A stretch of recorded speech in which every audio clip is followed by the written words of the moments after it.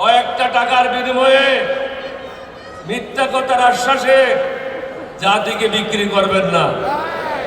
বিগত 25 বছর মোদির গোলামি করেছে তারা। মোদির গোলামদেরকে আপনারা ভোট দেবেন না, ঋণ খেলাপিদেরকে ভোট দেবেন না, মাস্তানদেরকে ভোট দেবেন না, সন্ত্রাসীদেরকে ভোট দেবেন না। জামাত ইসলাম মানে মৌলবাদী। একজন আমেরিকান অ্যাম্বাসেডর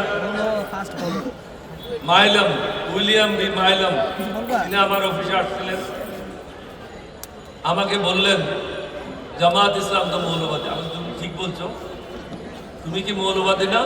বলছে না, আমার তুমি মিথ্যা কথা বলছো। তুমি কি তোমার খ্রিস্টানিটি বিশ্বাস করো না? বল বিশ্বাস করি।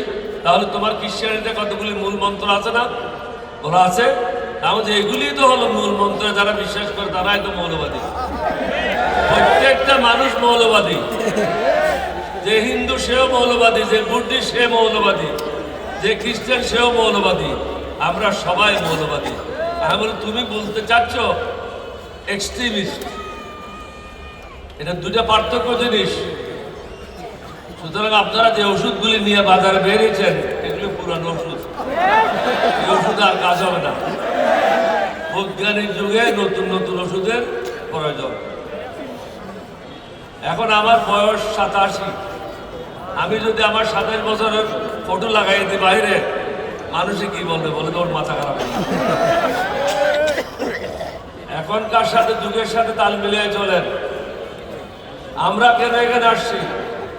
সবাই মনে করে বোধ হয় জামাত ইসলাম মানে এখানে সব মৌলানা। মঞ্চে দেখেন শুধু একজন মৌলানার নাম বলছে, আব্দুল আলিম সাহেব। বাকি সব barrister, engineer, doctor. Shafiqur Rahman সাহেব নিজে ডাক্তার। সব শিক্ষিত লোকের সমাবেশ, সমাগম 11 দলীয় ঐক্য জোট হয়েছে।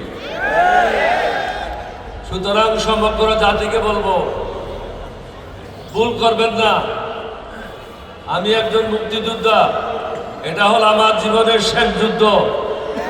এই যুদ্ধ হলো সন্ত্রাসীদের বিরুদ্ধে, চাঁদাবাজদের বিরুদ্ধে, মাস্তানদের বিরুদ্ধে, মানুষকে জেগে উঠতে হবে। কয়েকটা টাকার বিনিময়ে মিথ্যা কথার আশ্বাসে জাতিকে বিক্রি করবেন না। বিগত 25 বছর মোদির গোলামি করেছে তারা।